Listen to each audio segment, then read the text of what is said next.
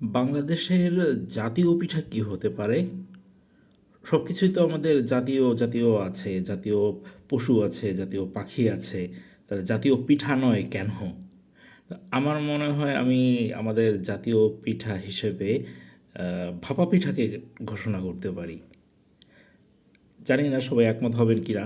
পাটচাপটা পিঠারও বেশ সুনাম আছে, তারপরে দুধ চিতইয়ের অনেক কদর আছে, কিন্তু আমার কেন যেন মনে হয় যে ভাপা পিঠাই বেস্ট। ভাপা পিঠাই মানে এটাই আমাদের হতে পারে, মানে জনপ্রিয়তায় সবার আগে থাকতে পারে। ছোটোবেলার কথা মনে পড়ছে যে আম্মা যখন পিঠা বানাতো 2-3 দিন ধরেই যেন একটা উৎসব শুরু হয়ে যেত যে কবে ভাপা পিঠা বানানো হবে, তার যে প্রিপারেশন, সেই চাল গুঁড়া করা, রোদে চাল শুকানো। এখন তো আর অত ঝামেলা নেই, এখন মেশিনেই চাল গুঁড়ো হয়ে চলে আসে। আর এটা তৈরির যে প্রসেস, এটাও নতুন করে বলার কিছু নেই। সেই একই রেসিপিই চলছে বছরের পর বছর, যুগের পর যুগ।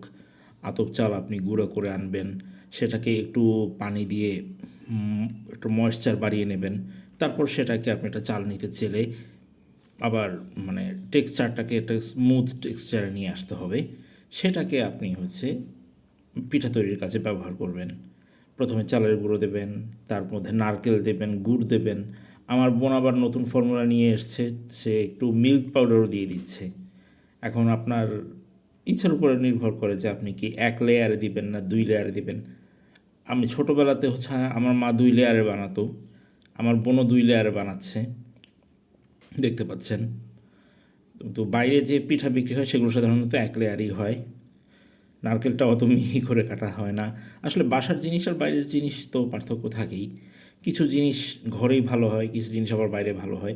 তো আমার কাছে ভাপা পিঠাটা আমি আমার ঘরে খেতেই সবচেয়ে কমফোর্ট ফিল করি। আমার বোনেরা এখন যে বানায়, এটার মধ্যেই আমার এই ভালো লাগাটা কাজ করে আর কি। এটা খেতেই আমি সবচেয়ে বেশি মজা পাই। তাই ভাবলাম আজকে আপনাদের সাথে এই ভিডিওটা একটু শেয়ার করি।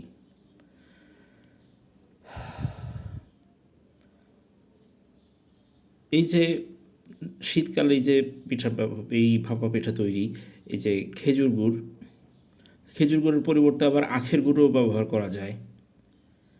দুটোই মজা লাগে। আমার কাছে খেজুর গুড়টাই বেশি মজা লাগে। এই জন্যই হয়তো শীতকালের জন্যই অপেক্ষা। আর শীতকাল ছাড়াও এই পিঠাটা অন্য সময় খেতে ভালো লাগে না। গরম গরম ভাপা পিঠা এই শীতের মধ্যে এটা একটা আলাদা ভালো লাগা এনে দেয়।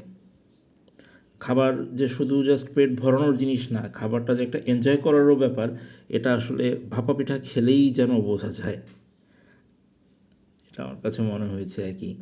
আর ঠান্ডা হয়ে গেলেও কোনো ব্যাপার না। পর এটাও আমরা করি যে একটু পুরনো পিঠাটা হয়ে গেলে একদিন পর খেলে সেটাকে গরম দুধ দিয়ে ভিজিয়ে খাওয়া, এটাও একটা আলাদা মজা। এটাও প্রচণ্ড টেস্টি লাগে সকালের নাস্তায় যদি খাওয়া যায় আর কি এভাবে করে। এটাও একটা চমৎকার অনুভূতি। মানে ভাপা পিঠা আসলে এটা জাস্ট খাবার না, ভাপা পিঠা একটা অনুভূতির নাম। অবশ্যই আপনারা আমার সাথে একমত হবেন এই ব্যাপারে। সাদা সাদা ভাপা পিঠা, ঠিক মাঝখান দিয়ে ভেঙে ফেলা, ভেঙে ভেতরটা দেখা, এই যে চোখ জুড়ানো, খাওয়ার আগে গিয়ে চোখ জুড়ানো, মন ভরানো, এই ব্যাপারটা কি বলবো, আমি আসলে ভাষা খুঁজে পাচ্ছি না বলার মতো। এটা আসলে আপনাকে খেয়েই বুঝতে হবে। অবশ্যই আপনি খেয়েছেন, আপনারা যারা গিয়ে পিঠা লাভার, অবশ্যই আপনারা এই আনন্দটা এনজয় করেছেন, এনজয় করবেন সামনের বছর আবার।